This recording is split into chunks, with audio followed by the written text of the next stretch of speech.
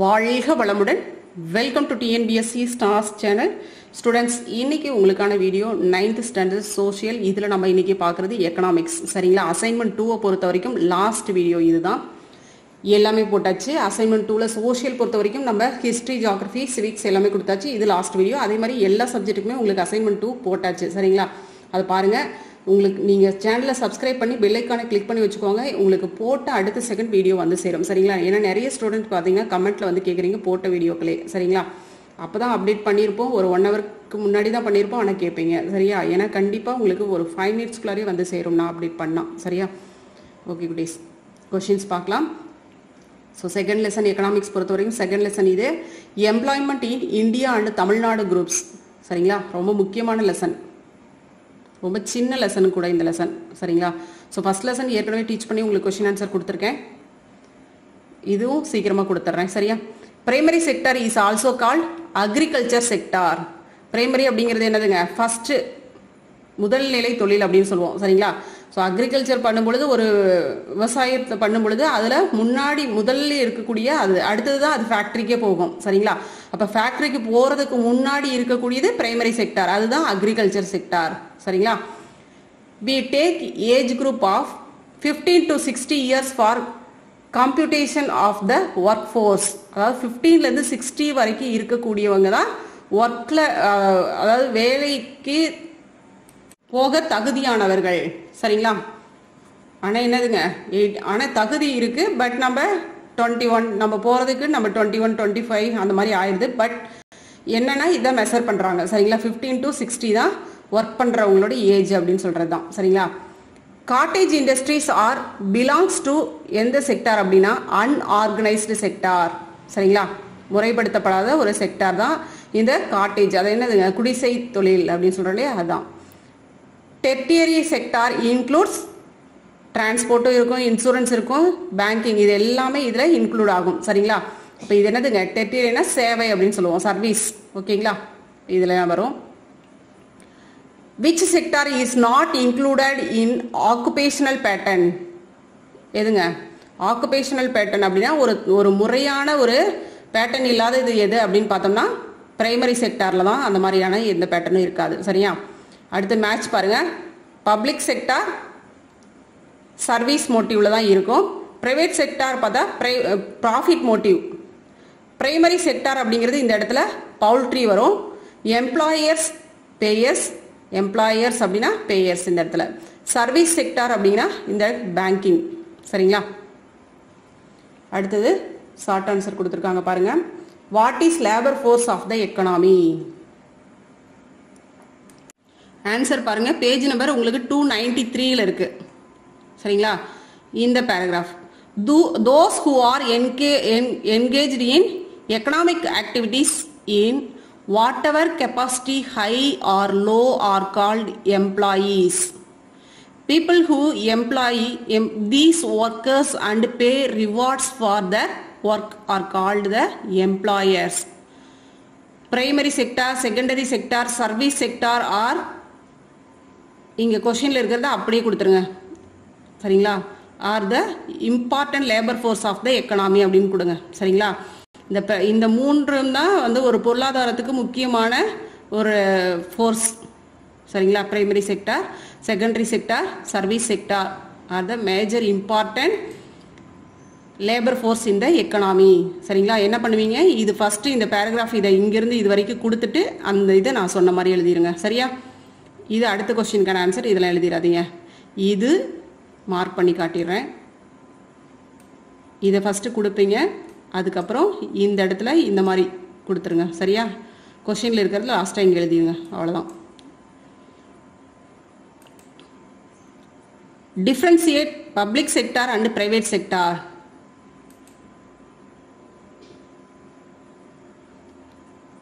இது உங்களுக்கு டைரெக்டாகவே கொடுத்துட்டாங்க. 295 பேஜ் நம்பர் 295ல் இருக்கு. பப்ளிக் செக்டார் பார்த்தா சர்வீஸ் மோட்டிவ், பிரைவேட் பார்க்கும் பொழுது ப்ராஃபிட் மோட்டிவ். இது கவர்மெண்ட் ஓன்ஸ் த அசட்ஸ், இங்கே private individuals own the asset. Wages are paid by the government, இங்கே பிரைவேட் தான் பே பண்ணும். Wages are paid by the owners of private enterprises. ஓகேவா?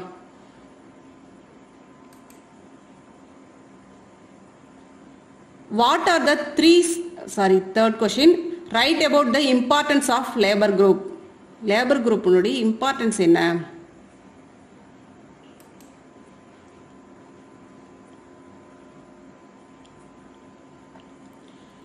Page number 293.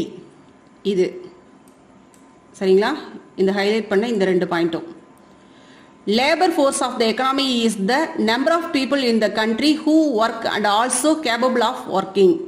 Besides, the small working force will have to maintain larger non-working force for feeding out of the small national product. இது என்ன சொல்றாங்க அப்படின்னா, அதாவது வேலை செய்யறவங்களோட எண்ணிக்கை பார்த்தோம்னா ரொம்ப கம்மி, வேலை செய்யாதவங்களோட எண்ணிக்கை ரொம்ப அதிகம். சரிங்களா? அப்ப இந்த ஸ்மால் குரூப் வேலை செய்யக்கூடிய அந்த ஸ்மால் குரூப் தான் இவங்களுக்கும் உணவளிக்கக்கூடிய ஒரு நிலையில இருக்கு. சரிங்களா? அதுதான் இங்க சொல்லப்படுது. நெக்ஸ்ட் கொஸ்டின் பாருங்க. What are the 3 sectors of an economy? என்னென்ன 3 செக்டார்ஸ்? இதுதான். இதை அப்படியே ஃபுல்லா எழுதிருங்க. சரிங்களா? Primary, secondary, service sector. அதில் என்னெல்லாம் இன்க்ளூட் ஆகும்? அக்ரிகல்ச்சர் ஃபர்ஸ்ட் பிரைமரின்னு பார்த்தோன்னா, செகண்டில் வந்து இண்டஸ்ட்ரியல் வரும். சரிங்களா? டெர்டியரி இதெல்லாம் வரும்.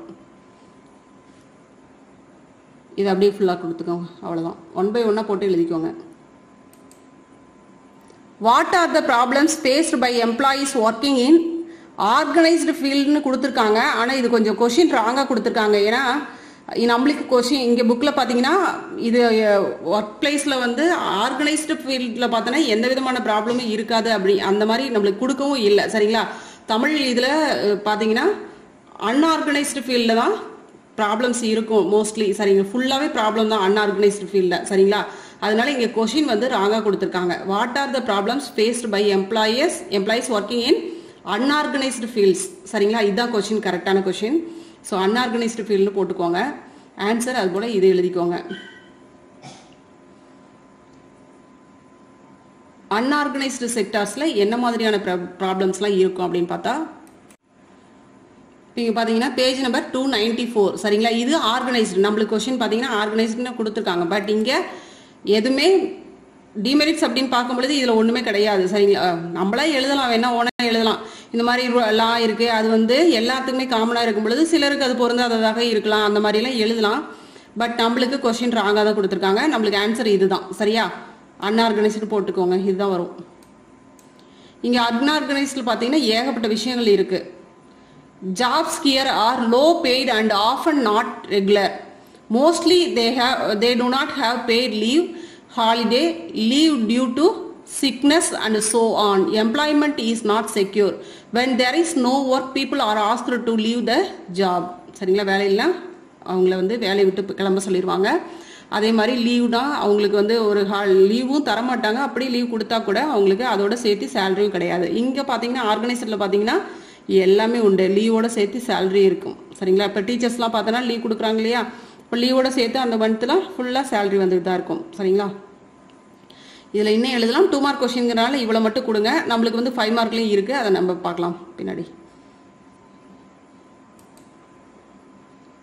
Next explain primary sector, secondary sector, tertiary sector explain பண்ண சொல்கிறாங்க.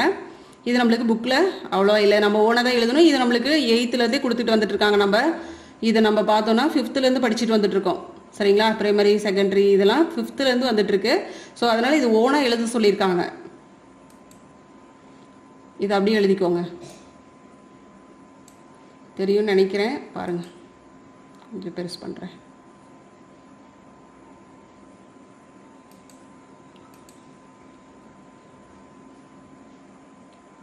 The structure of employment denotes the number of workers engaged in different sectors of the economy. First primary sector பாருங்க, agriculture, forestry, animal husbandry, poultry, dairy farming, fishing, etc. இதெல்லாம் பிரைமரியில் வரும். செகண்டரியில் பார்த்தீங்கன்னா manufacturing, small and large scale industries and constructional activities. டெர்டியரியில் பார்த்தீங்கன்னா transport, insurance, banking, trade, communication, real estate, government and non-government services இது எல்லாமே டெர்டியரியில் வரும். டெர்டியரியில் in developing countries like India that a large workforce will be engaged in the primary sector while a small proportion in secondary and tertiary sectors. Okay, இது அப்படியே ஃபுல்லாக கொடுத்துக்கோங்க.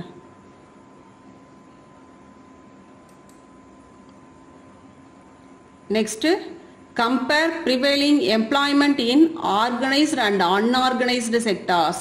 சரிங்களா, இது ரெண்டையும் கம்பேர் பண்ண சொல்றாங்க, பார்க்கலாம். இங்க நம்மளுக்கு கம்பேர் prevailing employment இதுதான் கொடுத்திருக்காங்க. ஸோ எம்ப்ளாய்மெண்ட் அதாவது வேலை இந்த ரெண்டுலேயும் இருக்கக்கூடிய வேலை வாய்ப்பு எப்படி இருக்கு அப்படிங்கிறத நம்மளுக்கு கொஸ்டின். சரியா, சரி பாருங்க. ஆர்கனைஸ்டு செக்டார்ல எப்படி இருக்கும், அன்ஆர்கனைஸ்டு செக்டார்ல எப்படி இருக்கும் அப்படின்னா, ஆர்கனைஸ்டு அப்படிங்கும் பொழுது நம்மளுக்கு வந்து இது வந்து ஒரு அப்ராப்ரியேட் அத்தாரிட்டி, அதாவது ஒரு ரூல்ஸ் ரெகுலேஷன் எல்லாமே கரெக்டாக ஃபார்ம் ஆகிருக்கும். அதே மாதிரி ஒர்க்கர்ஸ்க்கு பார்த்தீங்கன்னா ஒரு சேஃப்டியான ஒர்க் இருக்கும். அதே தான் முன்னாடி சொன்ன மாதிரி தான் லீவ் இருந்தாலும் சரி, லீவோட சேர்ந்து சேலரியும் இருக்கும். சரிங்களா, ஸோ எல்லா விதமான பெனிஃபிட்டும் இருக்கும். அவங்களுக்கு வந்து இன்சூரன்ஸ் கொடுத்துருப்பாங்க, எல்லாமே பண்ணியிருப்பாங்க. ஒர்க் ஹவரும் பார்த்தீங்கன்னா கரெக்டாக இருக்கும். 8 மணி நேரம் வேலைனா 8 மணி நேரம் அப்படின்னு சொல்லிட்டு கரெக்டாக இருக்கும். அதே மாதிரி ஹாலிடே, மெடிக்கல் அலவன்சஸ், இன்சூரன்ஸ் எல்லாமே இருக்கும். பட் இங்கே பார்த்தீங்கன்னா எதுவுமே கிடையாது. சரிங்களா, லோ இன்கமாக இருக்கும், செக்யூரான வேலை கிடையாது, டைமிங் வந்து கரெக்டான டைமிங் அந்த மாதிரிலாம் இருக்காது. அதுதான் இங்கே. சரியா, அதே மாதிரி ரிஜிஸ்ட்ரேஷன் அந்த மாதிரி ரிஜிஸ்டர்டு இதாகவும் இருக்காது. என்டர்பிரைசஸ்லாம் ரிஜிஸ்டரும் பண்ணியிருக்க மாட்டாங்க. ஓகே, எப்போ வேணாலும் வேலையை விட்டு தூக்குவாங்க அந்த இதுலலாம். சரியா, இதில் அந்த மாதிரி பண்ண முடியாது. ஓகே, ஆர்கனைஸ்டு செக்டார் பாருங்க. The organised sector is one that is incorporated with the appropriate authority or government and follows appropriate rules and regulations. This sector works according to certain rules and regulations given in the law. Organized sector has some formal process and procedures. The employees in this sector are provided with job security and receive higher wages than those of the unorganized sectors. Organized sectors give good salary, fixed working hours, paid holidays and provides medical allowances and insurance also. Okay, இது எல்லாமே என்ன பண்றீங்கன்னா பாயிண்டா 1 by 1 போட்டு எழுதுங்க. நம்ம வந்து box போட்டு தான் எழுதணும் அப்படிங்கிறலாம் அவசியம்லாம் இல்லை. ஹையர் கிளாஸ் போக போக போக நம்ம வந்து அந்த மாதிரி டிவைட் பண்ணி இந்த டிஃபரன்ஸ்லாம் இந்த மாதிரிலாம் எழுதணுங்கிற அவசியம்லாம் கிடையாது. சரியா, நீங்க வந்து தனித்தனியாக பாயிண்ட் போட்டு போட்டு எழுதிக்கலாம். சரிங்களா, ஆர்கனைஸ்டு செக்டார்னா அதில் ஒரு 10 பாயிண்ட் கொடுக்குறீங்க, 5 பாயிண்ட் கொடுக்குறீங்கன்னா அப்படி கொடுத்துக்கலாம். அதில் ஒரு 5 பாயிண்ட். சரிங்களா, இப்போ 5 மார்க் கொஸ்டின்னா இதில் வந்து 5, அதில் ஒரு 5, அந்த 5 பாயிண்ட்ஸ் கொடுத்தீங்கன்னாவே போதுமானது. ஒரு எக்ஸ்ட்ரா ஒரு பாயிண்ட் கொடுத்தா போதும். சரியா, மெயின் பாயிண்ட் இதில் பார்த்தீங்கன்னா இதுதான். இதில் எல்லாமே மெயின் பாயிண்ட் தான் இதில் பார்த்தீங்கன்னா. சரியா, ஓகே, மார்க் ஹைலைட் பண்ணது கரெக்டாக பார்த்துக்கோங்க. இதில் அன்ஆர்கனைஸ்டு செக்டார் இதில் பார்த்தீங்கன்னா jobs here are low paid and often not regular. Mostly they do not have paid leave, holiday leave due to sickness and so on. Employment is not secure. When there is no work, people are asked to leave the job. So இந்த மாதிரியான செக்டார்ஸ்லாம் எதுவாக இருக்கும் அப்படின்னு பார்த்தோம்னா small scale industries, சரிங்களா, self employees இந்த மாதிரி தான் இருக்கும். In the unorganized sector, the employment terms are not fixed and regular. They do not enjoy any special benefits or job security. These enterprises